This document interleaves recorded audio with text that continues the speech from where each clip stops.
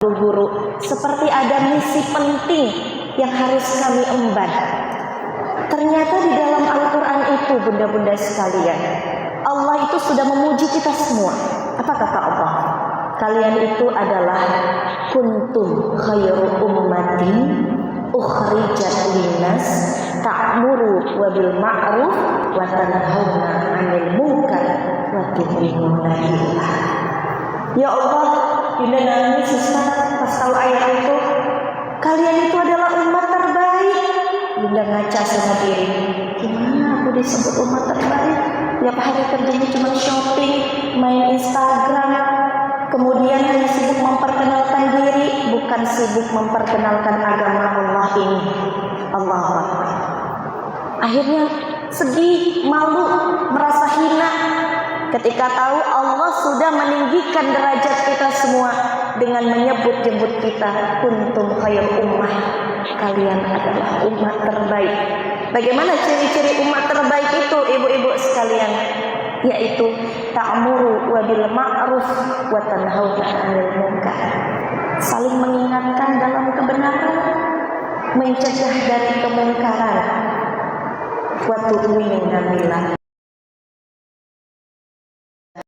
Kepada Allah Subhanahu wa Ta'ala. Inilah visi misi yang harus kita kuatkan, apalagi kita sebagai seorang istri.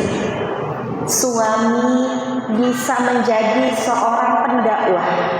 Suami bisa tenang menjadi pelayan umat ketika istri di rumah juga tenang. Betul ya, kalau istri di rumah, kenapa sih sibuk sama umat? Aku harus diperhatiin. Kebayang itu suami, bercabang pikirannya, hatinya pengen ngurusin umat, tapi di satu sisi dia juga mencintai istrinya. Maka kita sebagai wanita memiliki 3 peran penting. Berapa, Bu? 3. Kalau utama, peran utama kita di dalam Al-Quran utama ya Bu ya. Yang utama bukan peran amanah. Yang pertama adalah bagi wanita yang belum menikah, perannya adalah menjadi wanita solehah. Apa? Kalau dia sudah menikah, maka peran utamanya adalah menjadi istri yang solehah. Apa, Bu? Kalau dia Allah amanahkan zuriat keturunan, maka peran utamanya adalah ibu yang solehah. Apa, Bu? Ibu yang solehah. Wanita solehah, istri solehah, ibu yang solehah. Dengan menjadikan kita perempuan yang baik, perempuan yang taat kepada Allah. Dengan begitu, tangan suami kita akan selamat, tangan anak-anak laki-laki kita akan selamat. Kenapa? Seorang istri akan berkata kepada suaminya, "Gak apa-apa sayang, hari ini kita ngontrak, gak apa-apa. Aku lebih rela lapar daripada makan makanan yang haram." Pada saat awal mengawali rumah tangga dengan Kodenis, kami memulai benar-benar dari nol, Bu. Kodenis ini pernah jadi kurir JNT. Ibu tahu kurir JNT yang bawa paket, jadi naik motor, itu paketnya banyak sekali. Sampai pulang ke rumah saya tuh pengen nangis karena wajah glowingnya udah jadi hitam, dekil. Sampai jaket yang beliau kenakan aja udah warnanya itu bukan lagi putih, krem, karena kena abu. Pernah saya? Pernah. Tapi 1 hari aja.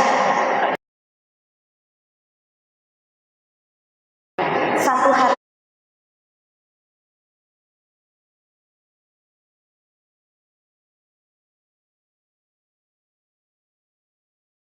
Tapi 1 hari aja. 1 hari.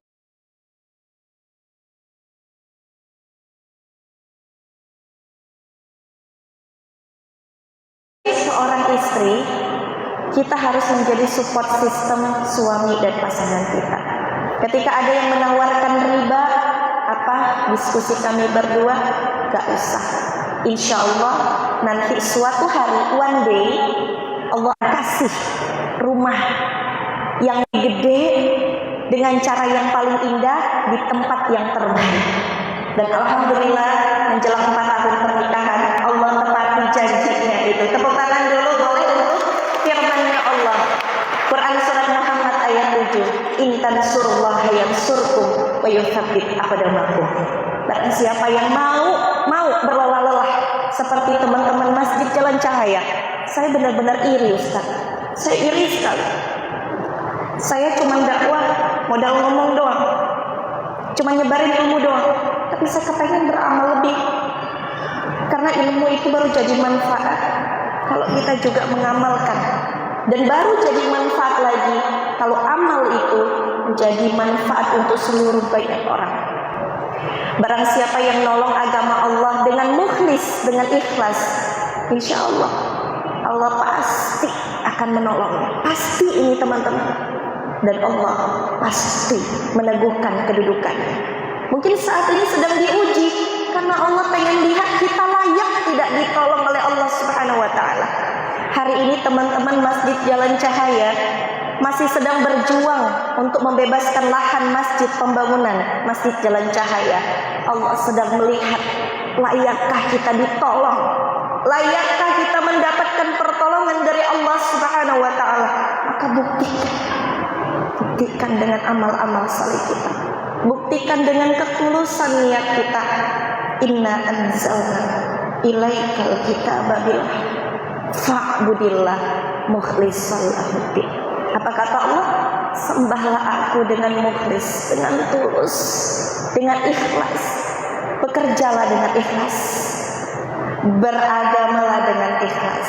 Berdakwalah dengan ikhlas. Dan melayani umat dengan ikhlas, membantu komunitas dengan ikhlas. Alangkah indahnya Ustaz kalau seluruh elemen masyarakat ini saling membantu. Misal acara seperti ini, Ustaz Wawan, dari saya ya, botolnya airnya ini dari saya. Ada lagi yang dari belakang, Ustaz Wawan, buahnya biar dari saya insya Allah. Dari pojok sana, Ustaz Wawan, kuenya biar dari saya Ustaz. Semuanya saling membantu. Yang Bu, kita nggak perlu menunggu lama untuk terbangunnya Masjid Jalan Cahaya. Tapi hari ini juga insya Allah bisa. Innama amruhu idza arada syai'an ayyaqula lahu kun fayakun. Insya Allah itu kalau kita mau saling bahu-membahu berkontribusi. Sebagai seorang istri sekecilnya kita membahu-membahu dengan suami. Sebagai seorang sosial, seorang wanita yang punya amanah di luar rumah, kita harus bahu-membahu. Ya, tidak lagi, oh itu kan masjidnya Ustaz Wawan. Tidak. Masjid ini adalah rumah Allah. Kita keluarkan, kita jangan mikir bendera kita apa. Sudah saatnya umat Islam ini bersatu. Kita menjadi lemah karena kita bercerai-berai. Tuh. Dan kita menjadi kuat kalau kita kembali menghidupkan ikatan ukhuwah Islamiyah. Bersatu atas dasar cinta yang sama, tujuan yang sama, cinta kepada Allah dan Rasul-Nya, tujuan ingin menggapai ridho-Nya, dan destinasi terakhir adalah masuk surga bersama-sama insyaallah. Segitu aja Ustaz, mudah-mudahan bermanfaat. Semoga itu nanti memberikan semangat untuk saya pribadi dan mudah-mudahan kita semua. Ibu-ibu bagaimana? Saya mau baik. Saya mau baik. Siap insyaallah.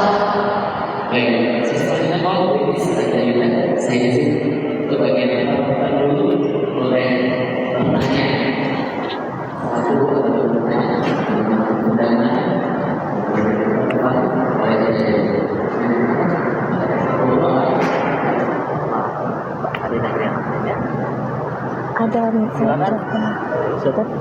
ada tim Ustaz. Panitia asalkan boleh bantu lagi. Di mana dia saya ini dua orang aja itu mohon singkat saja dari beliau. Silakan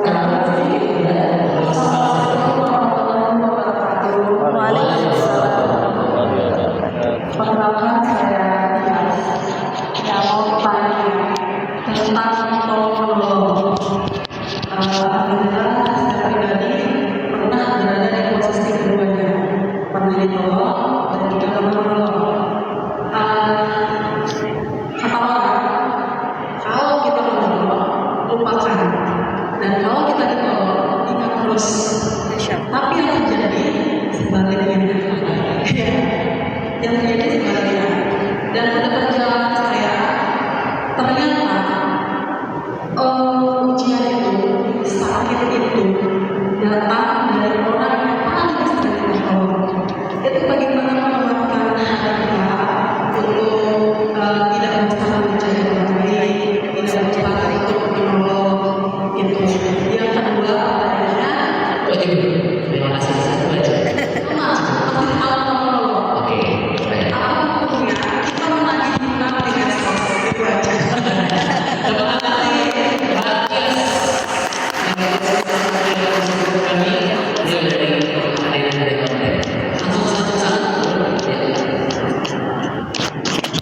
Bentar ya, jawabin yang di sini dulu. Gimana video dan sinyal aman ya? Suara dan video. Silakan. Bismillahirrahmanirrahim. Assalamualaikum warahmatullahi wabarakatuh. Waalaikumsalam. Saya tadi Ustaz ada menyinggung awal masalah pemimpin yang melahirkan masyarakat.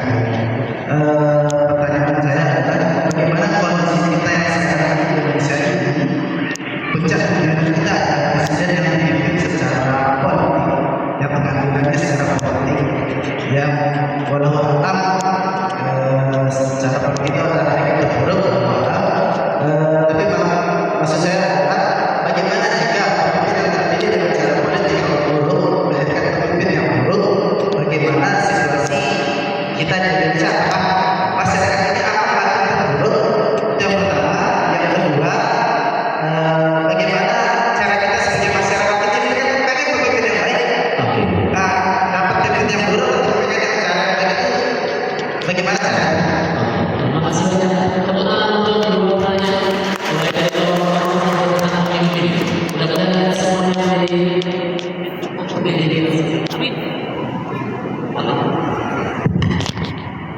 Kita doakan mudah-mudahan apa yang kita terjadi ya. Allah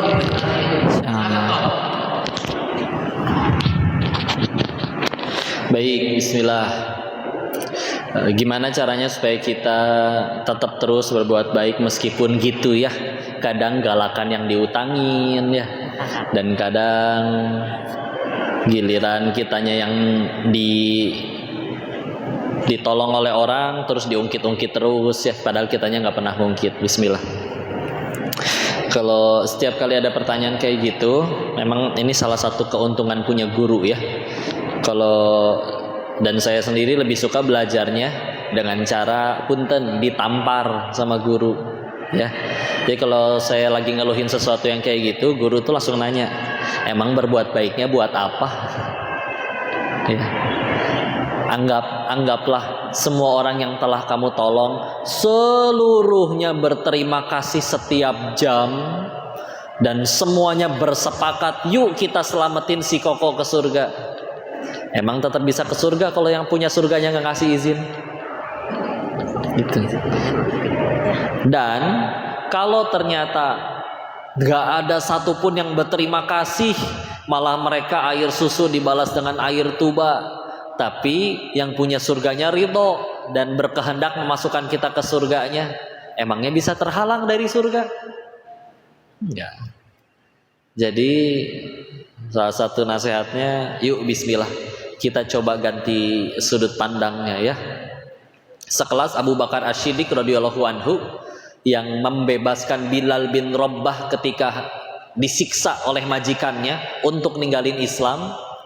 Suatu ketika selepas Nabi wafat, Abu Bakar jadi pemimpin, Bilal nggak kuat tinggal di Madinah, rindu sama Nabi. Izin, boleh nggak meninggalkan? Ini salah satu adab ya. Jadi kalau misalkan pengen ninggalin kota, ya, izin sama yang punya kotanya, karena dekat dengan yang punya kotanya ya. Ya, maka izin dan tidak diizinkan oleh Abu Bakar. Nah, ini kalimatnya Bilal bin Rabbah agar diizinkan ya. Wahai Abu Bakar, jika dulu engkau membebaskanku karena Allah, izinkan saya pergi. Tapi jika engkau membebaskanku dulu karena hal selain Allah, maka aku nurut, aku nggak akan pergi. Coba orang dengan iman sekelas Abu Bakar, ya masa iya nggak karena Allah, akhirnya dilepas. Ya. Tapi ya itu dia tadi, ketika udah ngelakuin sesuatunya karena Allah, berarti kita sedang melakukan sesuatu yang pasti tidak ada ruginya. Contoh, ini motor 20 juta, sedangkan dia sekarang jual butuh 5 juta aja, saya kasih nih 20 juta, saya kasih nih motor. Saya hakul yakin ada yang bela-belain ngutang tuh demi ngebeli motor seharga 20 juta dengan harga 5 juta karena tahu itu pasti menguntungkan tuh.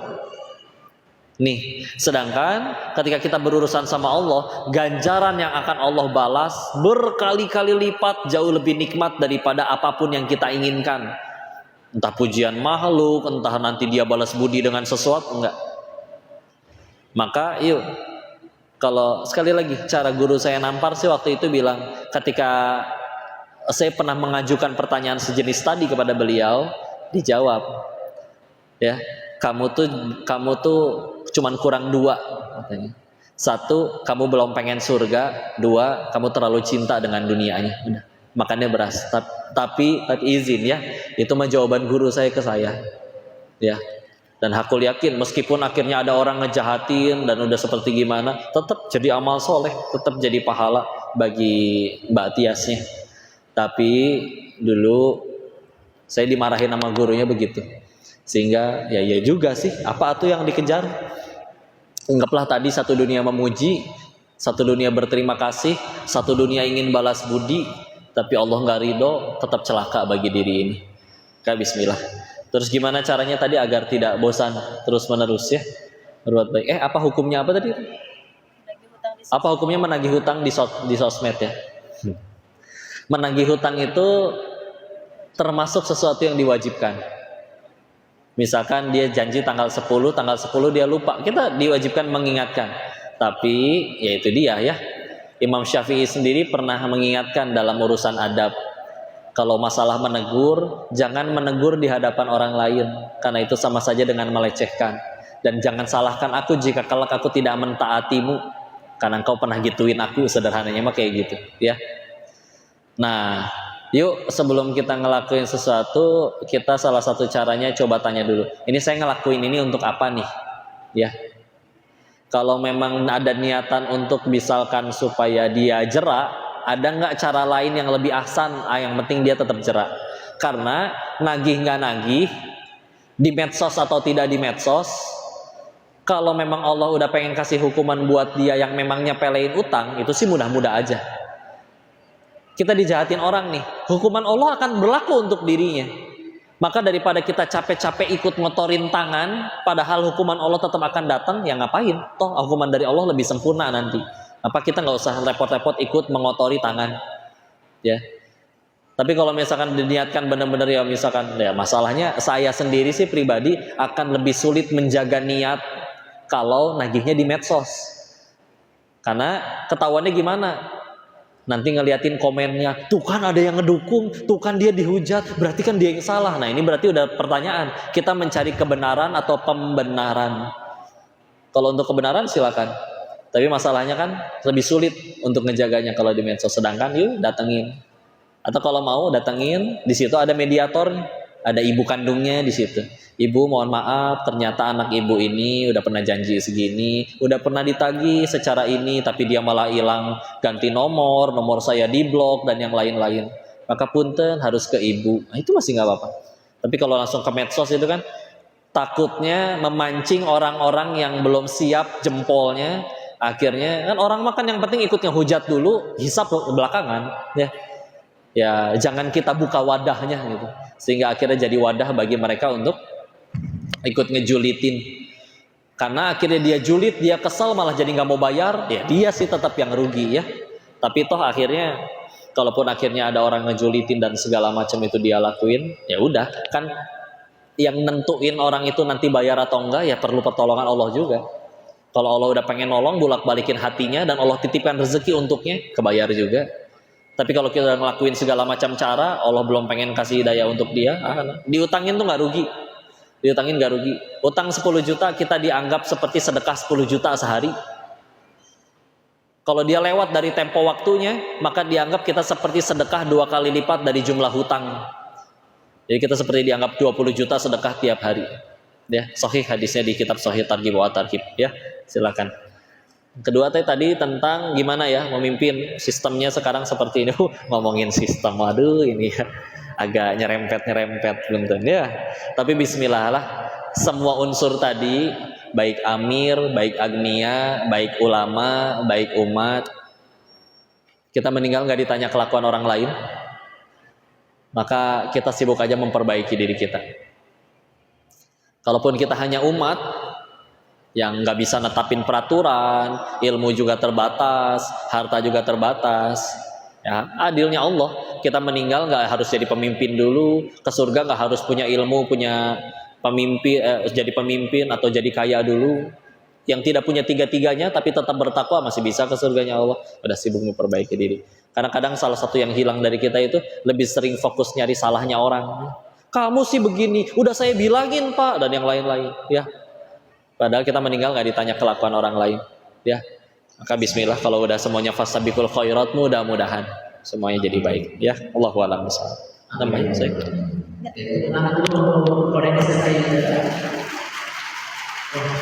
Ibu mohon maaf tadi karena kita ada pengalaman baik sehingga kita bisa banyak tanya jawab ya.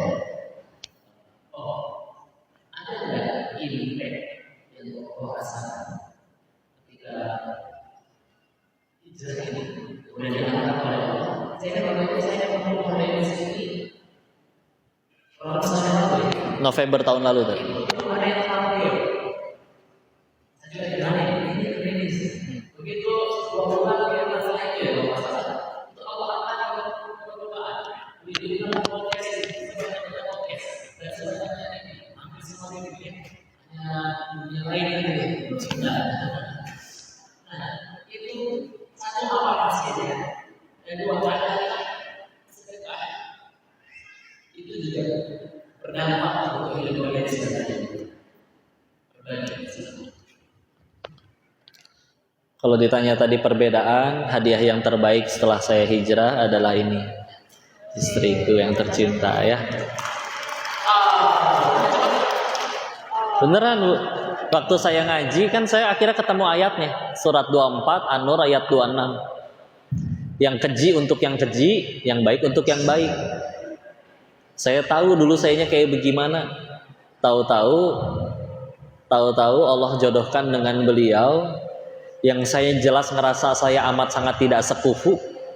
Terus berarti apakah ya Allah ini pertanda dosaku yang dulu telah dihapuskan? Karena kalau belum dihapuskan kan berarti aku tidak mungkin sekufu dengannya.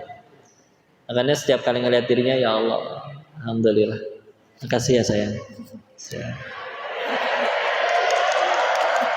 Tenang Blo, tenang. Tapi balik lagi. Coba sama-sama yang lepas. Sekarang dengan Masya Allah. ini sampai cari suaminya. Gini.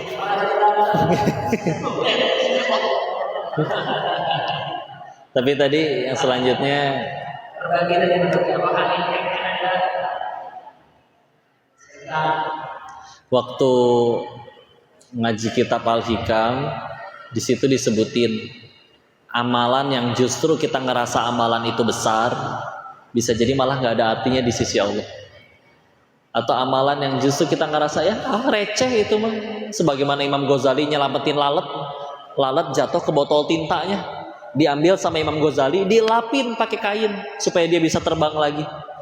Beliau ngerasa mungkin ini yang menyelamatkan kalau misalkan suatu saat ke surga. Nah kalau ditanyanya amalan, Zat, demi Allah saya nggak bisa jawab, Zat, karena nggak tahu yang mana yang diterima. Ya. Hah? Ya udah, Teh Yunda pengen nambahin katanya. Bismillah, mungkin kalau Koko yang nyampein kagok kali Ustaz. Tapi sebagai istri, saya pengen kasih tahu ada satu amalan yang beliau itu selalu lakuin, yang gak pernah keskip. Bahkan kadang-kadang saya pun sulit untuk mengikutinya. Jadi beliau itu selalu menyempatkan untuk bangun malam, bunda-bunda sekalian. Bangun malam, Ustaz. Bangun malam. Habis bangun malam, sholat taubat, sholat tahajud. Kemudian setelah itu beliau menyempatkan untuk thalabul ilmi, karena setiap subuh itu thalabul ilmi dengan guru-guru. Dan yang paling penting sedekah subuh. Tidak pernah keskip sekalipun sedekah subuh. Kalaupun celengannya nggak bawa, pasti biasanya pakai internet banking, ya. Pasti selalu disempatkan untuk sedekah subuh, karena memang kita tahu manfaat sedekah subuh itu benar-benar luar biasa. Dan yang paling penting, sehabis sedekah subuh, beliau biasanya menyempatkan, selalu menyediakan waktu rutin ya, karena saya sebagai istri saya melihat rutinitasnya itu menyempatkan untuk one day one juice. Pokoknya nggak mau keluar sebelum beres one day one juice-nya. Beliau selalu bilang ke saya, yang saya pun masih kadang tertati-tati untuk mengikuti kebiasaan beliau. Beliau selalu bilang, jangan sampai mata kita lebih dulu melihat cahaya matahari sebelum mata kita melihat Al-Quran. Aduh, Masya Allah gitu ya. Itu hanya sebagian kecil rutinitas sehari-hari beliau. Tapi kalau yang saya lihat Ustaz, kenapa Allah mengangkat ke permukaan suami saya? Padahal dulu ya bukan siapa-siapa gitu Ustaz. Saya sempat bilang, kok Buya itu bodoh banget ya, kayak orang bodoh. Karena disakitin justru balas kebaikan berkali-kali lipat gitu Ustaz. Difitnah, dihina, bilang kita miskin terus ya gitu. Tapi justru santai aja gitu Ustaz. Kayak justru malah sekarang udah seperti ini, malah orang yang menghina, orang yang mencaci justru mendapatkan kebaikan gitu. Jadi kayak jangan pernah berhenti jadi orang baik sih kalau menurut Yunda. Karena Allah menjanjikan in ahsantum ahsantum li anfusikum wa in asatum falaha. Apapun kebaikan yang kita lakukan pasti balasannya adalah kebaikan, bahkan lebih baik yang Allah balas untuk kita dan keluarga kita. Jadi itu Ustaz, sedikit mungkin sebagai istri, mungkin ini bisa menjadi amalan kita semua, sehingga Allah bantu mengabulkan hajat-hajat kita semuanya. Amin insyaallah. Demi Allah saya tidak sebaik itu. Saya masih banyak dosanya. Demi Allah saya tidak sebaik itu. Itu doa istri, doa orang tua. Atau mungkin dulu ada orang yang pernah saya jahatin, tapi dianya orang solih malah ngedoain yang baik. Demi Allah saya tidak sebaik itu.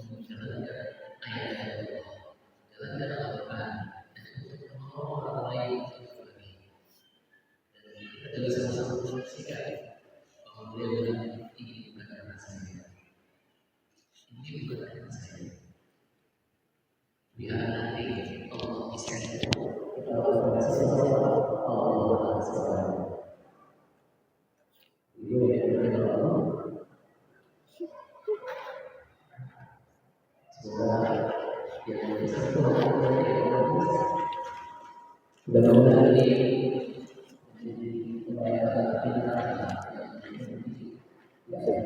Salah satu kunci saya adalah kebiasaan yang masih.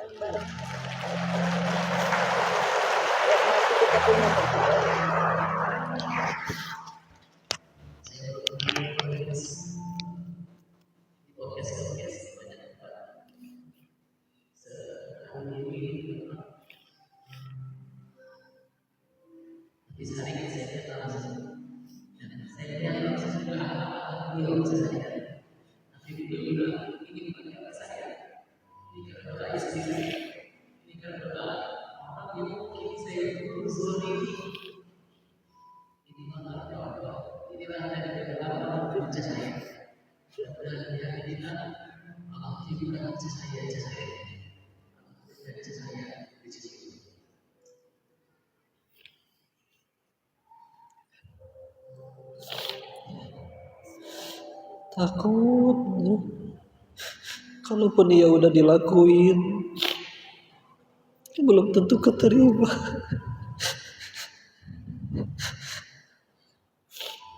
Kalaupun dia keterima, bisa hilang kalau berbangga dengan amalan.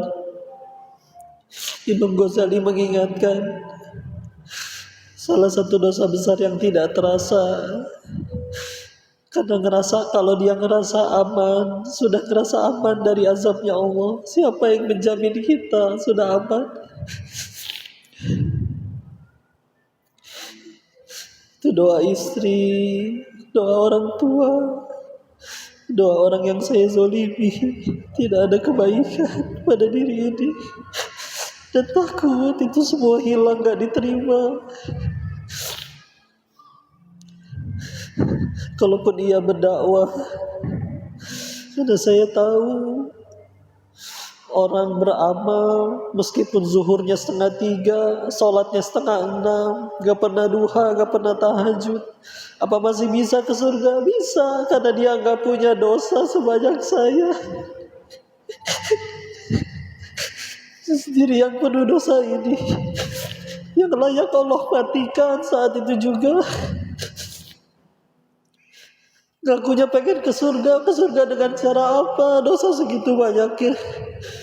Kalau gak mau ngaji lebih banyak, gak mau dakwah lebih banyak, gak mau belajar lebih banyak, pakai cara apa ke surganya? Gak pantas. Itu juga gak tahu diterima atau enggak.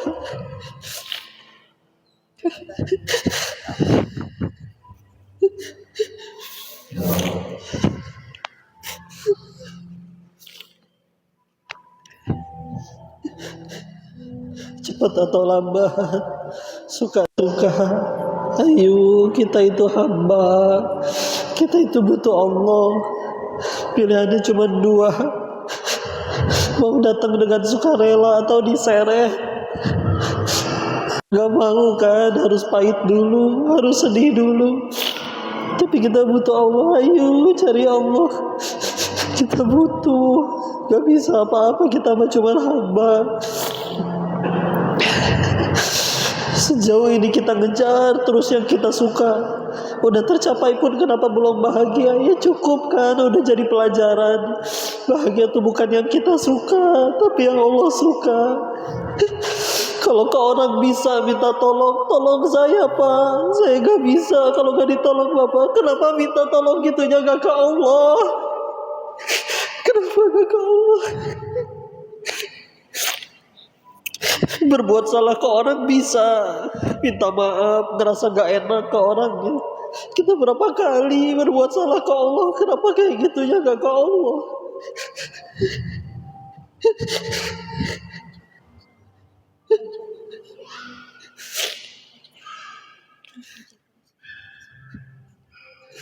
Udah cari Allah aja ya. Semua yang kita punya titipan. Masjid ini nanti jadi atau enggak Allah udah tentuin. Kalaupun jadi 50.000 tahun sebelum masjid ini ada, Allah udah tentuin harus ada masjid itu di sini. Tapi sebagian hamba dipilih nanti jadi jalan sama Allah. Jadi aslinya kan Allah yang bangun masjid ini. Tapi maha baiknya Allah, Allah izinkan sebagian jalan, sebagian hamba kecipratan pahalanya.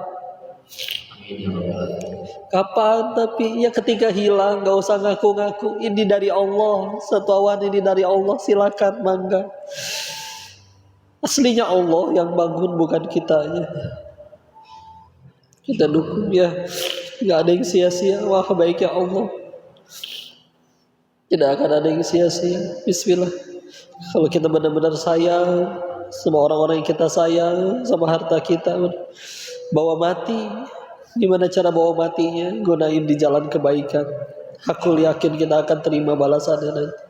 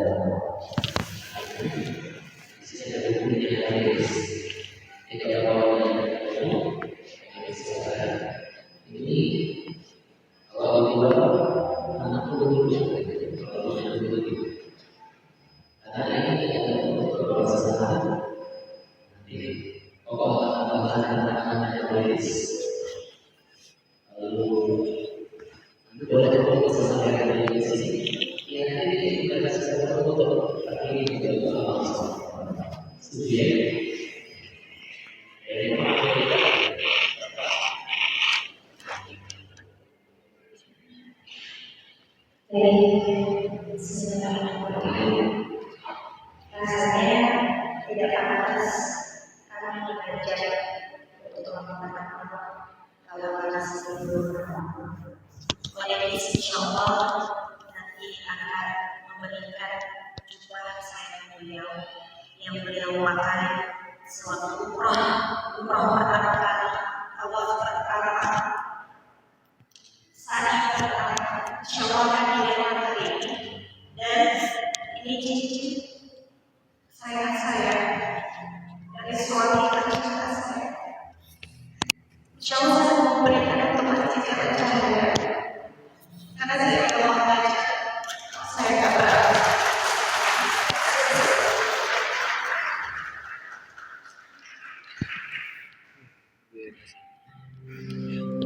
Kita itu boleh silakan nikmati dunia ini senikmati.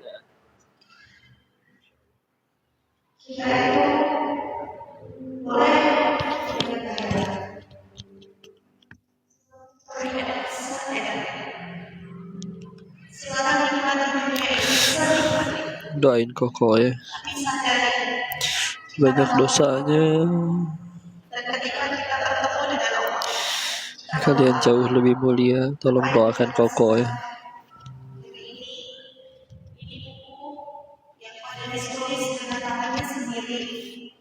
pada saat beliau sedang hijrah di jalan Allah, merasakan gejolak, ujian, musibah yang bertubi-tubi. Akhirnya jadilah atas izin Allah buku untuk jiwa yang tenang, yang mudah-mudahan ini menjadi wasilah teman-teman semua tenang menjalani hidup di dunia semakin ajak. Kami mengajak teman-teman semua untuk ikut berkontribusi dalam perjuangan membangun rumah Allah. Bukan hanya masjid Jalan Cahaya, tapi yang harus ada di dalam hati kita ini untuk membangun rumah Allah, rumah penciptaku. Dan aku ingin berkontribusi sekecil apapun itu. Buku ini kami buka bagi bunda-bunda, kakak-kakak yang berminat. Kami buka dari angka 500.000 rupiah. Harganya hanya 60.000 sebenarnya. Tapi 500.000 ini kami masyarakat. Doanya semoga yang hadir di live ini jaga Allah, lindungi Allah, anugerahkan hidayah, tambah dekat sama Allah. Maafin jika selama ini ceramah Koko banyak salahnya, banyak kurangnya.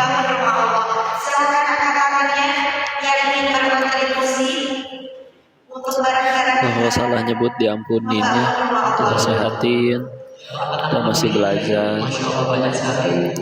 Kalau ini lelang buku untuk jiwa yang tenang. Kalau ini ada di Gramet di seluruh Indonesia. Tapi di sini kita lagi berencana pengen bangun masjid.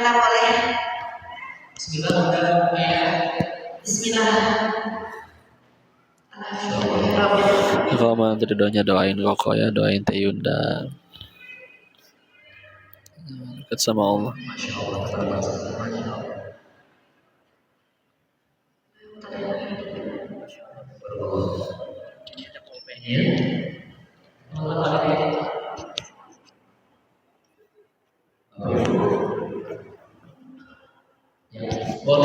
Ya, tapi dosanya Koko jauh lebih banyak daripada kalian.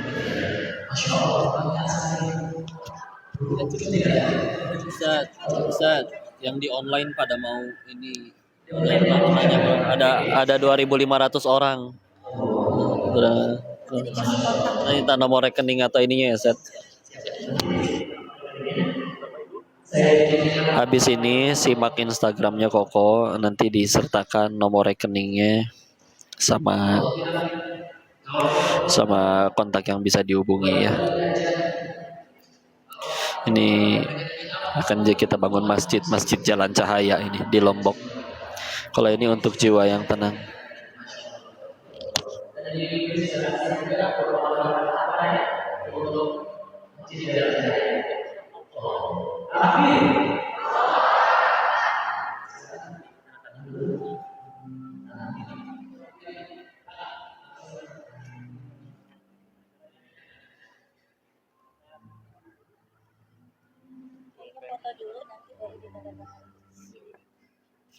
Izin sebentar ya, ini ada harus foto dulu.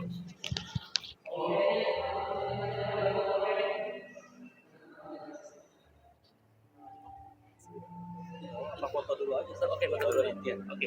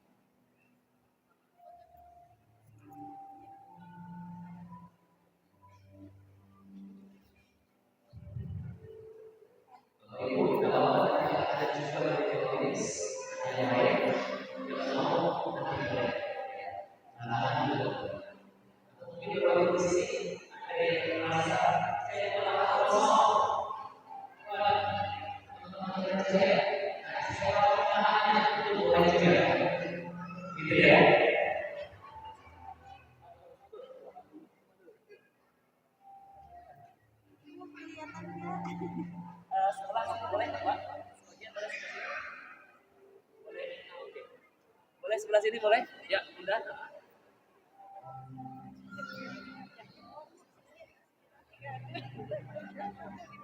Gimana sih?